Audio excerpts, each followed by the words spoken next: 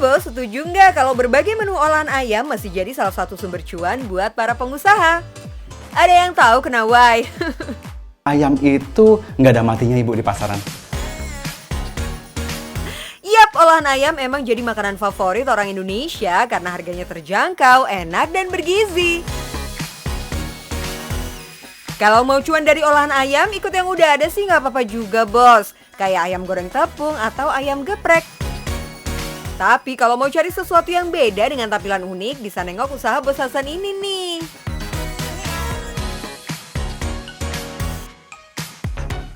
Bos, mau tahu nggak bisnis olahan ayam yang lagi hits?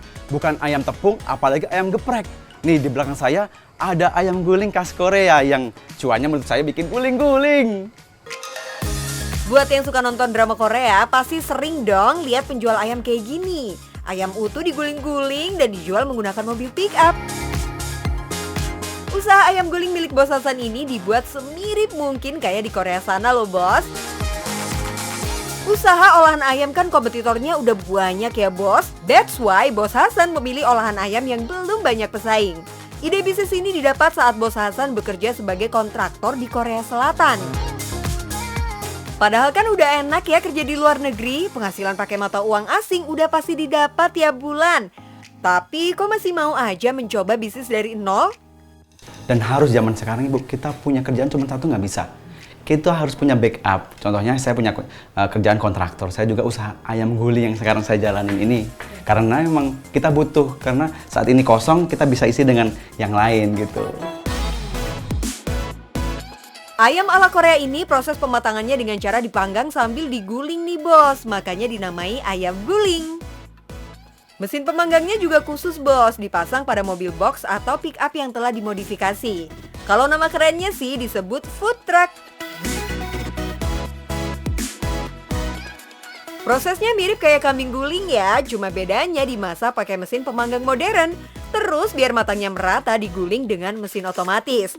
Jadi nggak pegel ya kan? Irit tenaga deh, Bosku. Konsep produknya unik, plus memanfaatkan tren drama Korea udah pasti jadi daya tarik tersendiri. Ada satu lagi nih, Bos, yang bisa menambah nilai jual si ayam guling.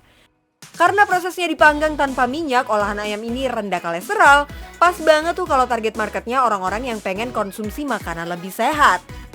Buat pengusaha, memasak tanpa minyak juga jadi keuntungan. Gak perlu repot-repot nyari minyak pas lagi langka atau harganya naik. Konsep dan namanya sih ayam guling khas Korea. Rasanya ke Korea-Koreaan juga nggak sih? Ini hampir menyerupai Korea, juga hampir dengan yang di Indonesia sama gitu. Kita sesuaikan. Kita bawa resep dari Korea Selatan yang pastinya halal ya. Pastinya halal, dan kita kombinasikan dengan rasa di Indonesia gitu. Di Korea sana, ayam guling biasanya menggunakan bubuk cabai, minyak wijen, dan bawang putih sebagai bumbu utamanya. Karena dijual di Indonesia, bumbu yang digunakan sih mirip-mirip, Bos. Tapi ya tetap ada sentuhan lokalnya. Misalnya penambahan bumbu kecap dan saus cabai untuk cita rasa khas Indonesia. Cucoy ya kan, Bos? Biar dikata pada demam Korea, tapi kan gak semua lidah orang Indonesia cocok dengan cita rasa asli Korea. Ayam-ayam yang udah dimarinasi kudu didiemin dulu, Bosku, minimal 1 hari biar bumbunya meresap. Baru deh disusun dalam besi khusus mesin gulung ini. Buat mateng sempurna sampai ke tulang-tulangnya lumayan lama nih, butuh waktu minimal 2 jam. Nah, kalau udah mateng, food truck ayam guling khas Korea ini siap meluncur ke lokasi penjualan. Yes, biar pakai mobil bukan berarti jualannya bakal keliling-keliling macam tahu bulat ya, Bos. Cukup mangkal di pinggir jalan aja. Selain jadi daya tarik, pakai mobil juga ngurangin pengeluaran, khususnya sewa tempat. Emang pengen jualan di pinggir jalan, bener-bener pinggir jalan. Nggak mau masuk ke dalam ke kios atau apa karena nggak kelihatan gitu. Bener aja kan, baru mangkal sebentar, pelanggannya udah pada berdatangan tuh. Nah, sebelum dikasih ke pembeli, ayamnya sedikit dibakar dulu, terus ditambah dengan bumbu kecap dan saus cabai. Dikenal punya cita rasa yang unik dan enak, nggak heran sih, Bos, kalau Bos Hasan udah punya banyak pelanggan setia. Sebenarnya sih usaha ini didirikan oleh Bos Hasan dan rekannya. Awalnya dijalani di kota Yogyakarta yang kini dikelola oleh rekan bisnisnya. Untuk melebarkan sayap, bisnis ini buka cabang di Cibinong, Bogor yang dikelola langsung oleh Bos Hasan. Biar berjauhan tapi mereka tetap kompak untuk terus memutar roda bisnisnya. Bisnis olahan ayam ala Korea ini memang terbilang masih seumur jagung, baru banget berjalan sekitar 1 tahunan bos. Tapi udah punya 4 mobil untuk berjualan. Rata-rata satu food truck bisa menjual minimal sekitar 70 ekor ayam guling per hari. Cus, cukup dengan harga Rp55.000 aja udah bisa ke Korea. Maksudnya nikmatin ayam guling Korea gitu bosku. Dalam satu hari, omset yang didapat di setiap food truck sekitar 3 jutaan ya bos. Dikali 4 food truck ya sekitar 12 jutaan lah paling sedikit. Gimana kalau dikali sebulan? Bikin guling-guling gak tuh bos omsetnya? Melihat banyak peluang untuk bisnisnya dapat terus berkembang, Bos Hasan dan rekannya pun berencana membuka franchise di beberapa daerah. Agar bisnis olahan ayam khas Korea ini bisa dikenal oleh masyarakat luas. Jeli melihat peluang menjadi kunci pasti agar bisnis tetap berjalan. Nggak apa-apa deh kita ikutan demam Korea, yang penting cuan bos!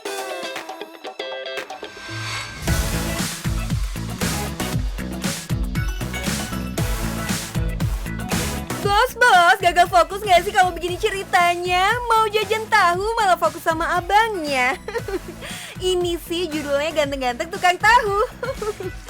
Tahu bukan sembarang tahu bos, olahan ini menjadi salah satu kudapan favorit yang sempat viral di kota Semarang.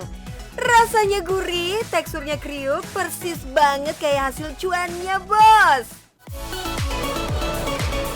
Halo bos, saya Anggi. Dari owner Tahu Kekinian, siapa bilang bisnis tahu nggak ada cuannya? Buktinya cuannya kriuk banget.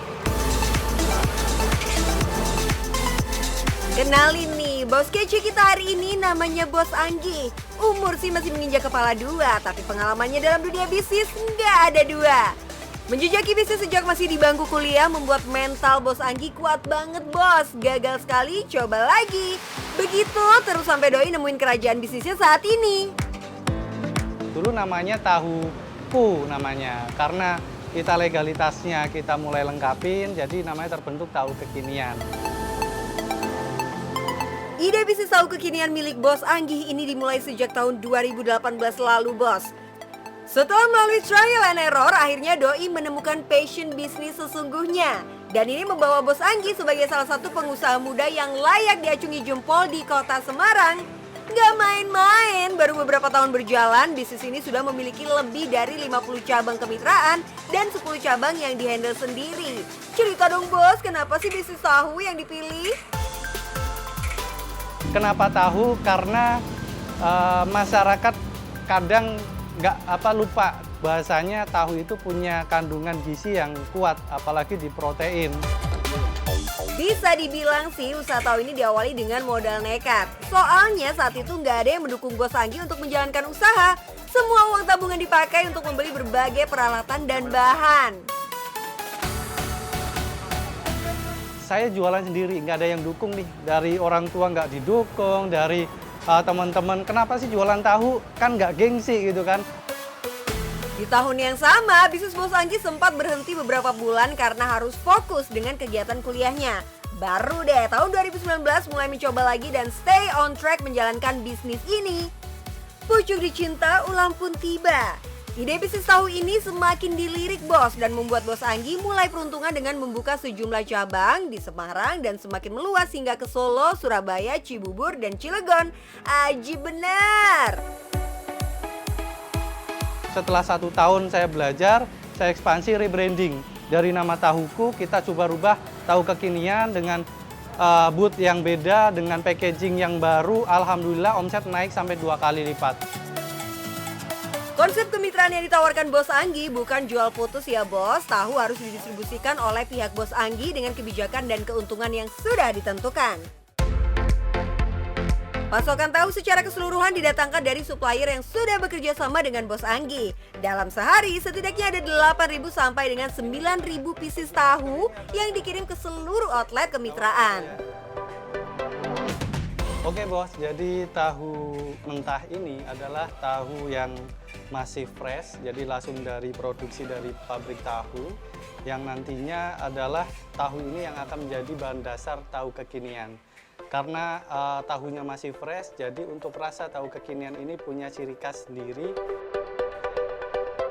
Tahu-tahu yang sudah dikemas selanjutnya tinggal dikirim, Bos. Untuk memasuk kebutuhan tahu di berbagai lokasi, Bos Anggi sudah bekerja sama langsung dengan sejumlah ekspedisi pengiriman barang dan kargo.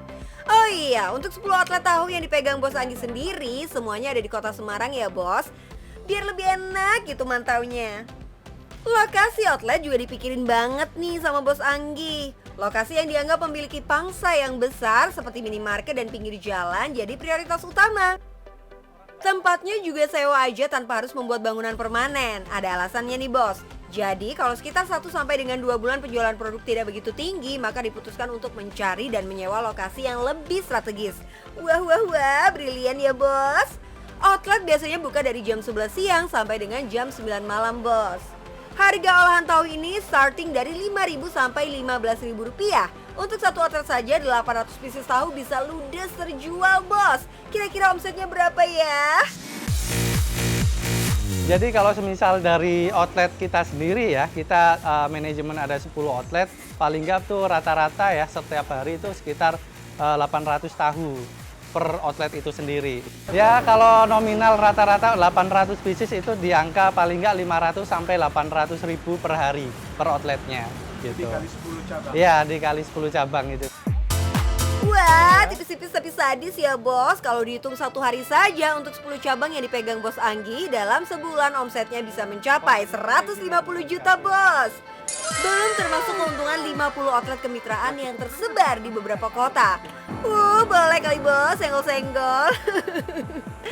Tahun 2022 ini rencana Bos Anggi melakukan ekspansi cabang kemitraan berikutnya di Yogyakarta. Congrats! Oh iya, Bos, produk tahu ini dipromosikan dengan memaksimalkan berbagai media sosial. Makanya ada tim khusus yang bikin konten. Untuk marketing tahu kekinian sekarang ini, kita mulai dari media sosial pastinya gitu. Media sosial, kita ada di tim media konten buat konten sendiri. Selanjutnya kita ada di online food. Ada tips bisnis dari Bos Anggi. Intinya buat kalian yang masih muda, jangan pernah ngelewatin waktu kalian dengan sia-sia. Temukan passion kalian dan teruslah berusaha. Gengsi itu harus kita turunin dulu gitu kan. Walaupun saya dulu hanya jualan biasa tahu, kenapa sih tahu gitu kan? Kenapa nggak jualan yang lain? Karena menurut saya usaha apapun kalau ada peluang itu pasti kita ciptakan peluang ke depannya gitu. Jadi usaha apapun, kecil apapun kalau kita konsisten itu bakal jadi besar. Nah, kalau sudah berusaha jangan cepat nyerah karena keberhasilan itu bakal datang pada waktunya.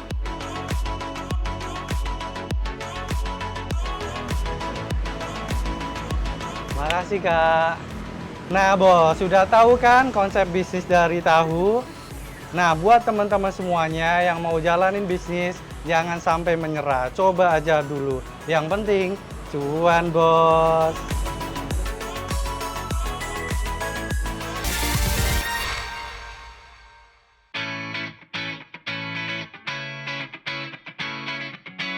Mau masak buat buka atau sahur tapi waktunya mepet? Masak doang sih biasanya cepet ya, Bos. Yang lama tuh prepare-nya, bener nggak, Bos? Harus ngupas bumbu dapur satu-satu, belum lagi ngolah bumbu-bumbunya. Masalah yang sering dihadapi soal masak-memasak bisa jadi peluang usaha nih, Bos. This is it, bumbu dapur olahan siap masak yang jadi ide bisnis kita hari ini. Buat yang mau praktekin, cus belanja bahan-bahan bumbu di pasar, Bos. Rata-rata yang wajib ada di dapur sih ada cabai merah, bawang putih, dan jahe. Tanpa bumbu-bumbu ini, rasa masakan pasti kurang nampol, Bos. Ya nggak mungkin kan, Bos makan telur balado tanpa cabai. Gak cuma pedagang di pasar tradisional yang melihat peluang ini, ada Ibu Dian Aprilita yang menjalankan bisnis bumbu jadi rumahan. Halo, Bos. Nah, hari ini aku bareng sama Bu Dian. Mau ngapain? Kepo. Nah hari ini aku sama Budian akan ngasih tips buat bumbu jadi yang simple. Jadi buat kamu ibu rumah tangga sama anak kos yang suka masak-masak, pantengin terus jangan kemana-mana, oke? Sip! Ini dia bos, Budian Aprilita, ibu rumah tangga yang menjalankan bisnis olahan bumbu dapur. Budian memulai bisnis ini saat pandemi. Semua pesanan dilayani secara online. Pas banget kan target marketnya orang-orang yang tetap pengen masak enak tanpa harus repot-repot belanja ke pasar. Olahan bumbu dapur yang diproduksi sesuai orderan aja bos. Jadi nggak ada bahan yang kebuang atau resiko disimpan terlalu lama. Kali ini Budian bakal ngajarin kita nih bos, gimana sih kalau mau mulai bisnis bumbu dapur olahan? Kita sediakan dulu bahan-bahannya ya bos. Bawang putih sebanyak 250 gram, bawang merah 150 gram, kemiri 50 gram, jahe, minyak 100 cc, dan jar untuk kemasannya. Plus lada dan garam secukupnya saja. Kalau bahan-bahan udah siap, cus dihalusin semua ya. Nah sekarang kita udah siap ya Bu dengan semua bahan-bahannya, dengan cuaca yang mendukung banget ya proses kita masak. Nah boleh tahu Bu, apa langkah pertama untuk membuat bumbu jadinya? Oke, langkah pertamanya itu blender sudah siap ya. Sudah. Oke, kita masukkan bawang putih dengan kemirinya dulu. Oke, ini berdua nih Bu ya? Oke, pasangan ya Bu? Iya dong. Langkah pertama masukkan kemiri bersama bawang, lalu blender halus. Kalau sudah, taruh di mangkuk dulu ya bos. Next, masukkan bawang merah dan jahe lalu beri sedikit air. Kemudian di blender hingga halus. Letakkan ke dalam mangkok kosong lainnya. Nah bos, akhirnya bumbunya udah jadi nih. Wah Bu, ini kita lagi bikin bumbu putih ya Bu ya? Iya, bumbu dasar putih. Oh, emang ada berapa bumbu sih Bu sebenarnya selain bumbu putih? Ada bumbu merah, Merah. sama kuning. Oh, oke. Jadi 3 bumbu dasar. Oh, begitu. Iya. Oh, oke. 3 bumbu tadi tuh sebenarnya kegunaannya buat apa sih, Bu? Gampang sih Mbak, kalau bumbu putih itu kayak kita mau bikin sop, nasi goreng, bakmi goreng, itu juga bisa. Soto bisa nggak, Bu? Soto Bandung kali kayak putih soalnya ya, gitu. Kalau bakso tuh pasti kesukaan anak-anak kan? Wah. Nah, bikin bakso. Kalau misalnya ini nih bumbu putih segini bisa untuk berapa porsi soto nih, Bu? Kalau untuk bumbu putih 1 porsi kayak begini lumayan bisa hemat sekali. Kita kalau bikin bakso 3-4 porsi cukup 1 sendok aja kok. Gitu. Kalau bikin nasi goreng 2 orang bisa untuk 1 sendok juga bisa. Tapi Bu, kadang nih ya bumbu dasarnya ini ya, bahan-bahan dasarnya tuh kan kadang naik tuh melonjak. Iya. Kira-kira gimana cara mensiasatinya? Nah kan di sini kita open PO ya karena made by order, jadi fresh terus. Kita tanya dulu konsumen gimana, mau nggak kalau kita naikkan gitu, dan selama ini sih mau aja ya gitu. Soalnya kan memang hemat sekali memang untuk 1 jar kayak begini, kita mau masak berapa kali pun juga masih hemat, lebih hemat. Bener banget bos, udah hemat, terus pembuatannya juga simple banget bos, cuan. Nah bos, habis ini wah Bu, Oke, boleh. kemudian habis ini kita ngapain nih Bu? Karena bahan-bahannya udah Oke. tersedia. Oke, kali ini kita bikin bumbu dasar putih ya. Boleh dinyalakan dulu kompornya. Oke, kita langsung masak nih bos. Iya. Ayo bos. Oke, masukkan dulu bumbu halus bawang merah ke dalam wajan panas. Tujuannya agar kadar air di bawang merah berkurang, jadi bumbu ini bisa lebih tahan lama. Setelah itu, masukin deh bumbu halus bawang putih. Setelah beberapa menit, kita masukkan minyak goreng agar bumbu bisa matang sempurna.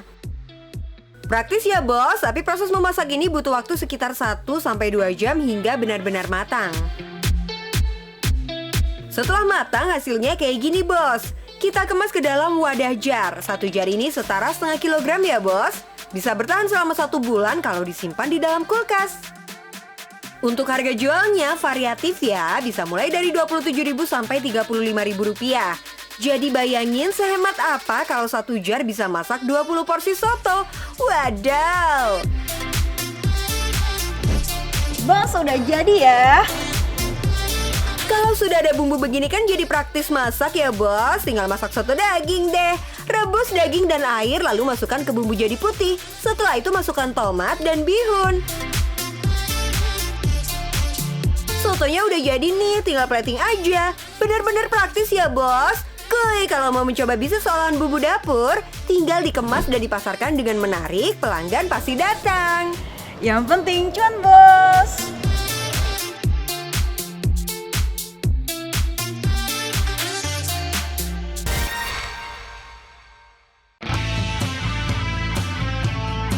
Gimana bos, sayangan hari ini pasti menginspirasi buat mulai berbisnis kan?